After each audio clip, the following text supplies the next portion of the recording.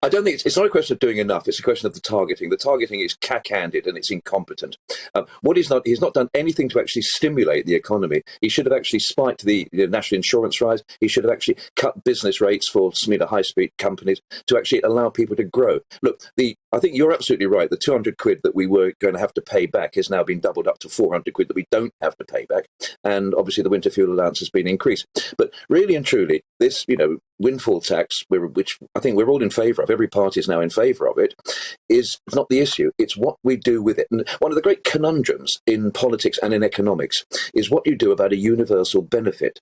Now, people always say, on the one hand, it's bonkers that the Queen and Rishi Sunak and any other multi-millionaire gets the same amount of money as Joe Soap down the bottom of the road. But the difficulty is it's very, very difficult to actually do the logistics, to actually target it and take the money back. But you can do it very simply by doing tax cuts, spike the national insurance raise, and it's perfectly simple to do it that way. But my final point is, I'm naive in these matters. I mean, I've actually, believe it or not, got a degree in economics, but I know naff all about the energy industry.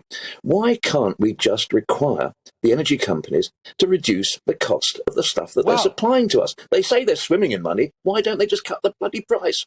Well, there we go. All right, because it's a cracking place to just park you for a second there, Mr. Pound, if that's all right. And we're gonna wheel ourselves over now to Rebecca Armstrong, who's director of Mersey Eco Grants. What's your take on this, Rebecca? Stephen there said, pretty honest of him. He's a bit like me in a way, really. I don't know a huge amount about the energy industry, but I get the impression that you possibly do. Hiya. We have a company that installs retrofit insulation across homes in the northwest.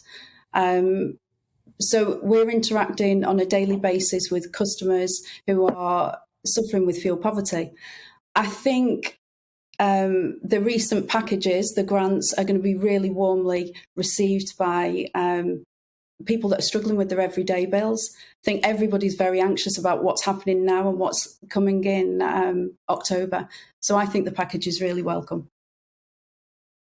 I mean, I suppose one of the issues, Rebecca, I'll just stick with you for the moment, really, is people are concerned, I think, that it might, drive big businesses away. They have said there'll be job losses, haven't they, as a result of this. But realistically, do you just think that in this, as a one-off thing, right, energy companies who are, I think, wadded, really, can just stump up the cash here? Well, they are expected to put billions into the retrofit programmes. We've just currently finished Eco 3. Eco 4 was due to start on the 1st of April. It's been delayed. But the grants they've just made available, Rishi's just mentioned, are a short-term solution to a long-term problem. Retrofit is the solution. Being able to offer free energy-saving measures on properties is the best way to reduce energy bills in the long term. And the energy companies are expected to pay.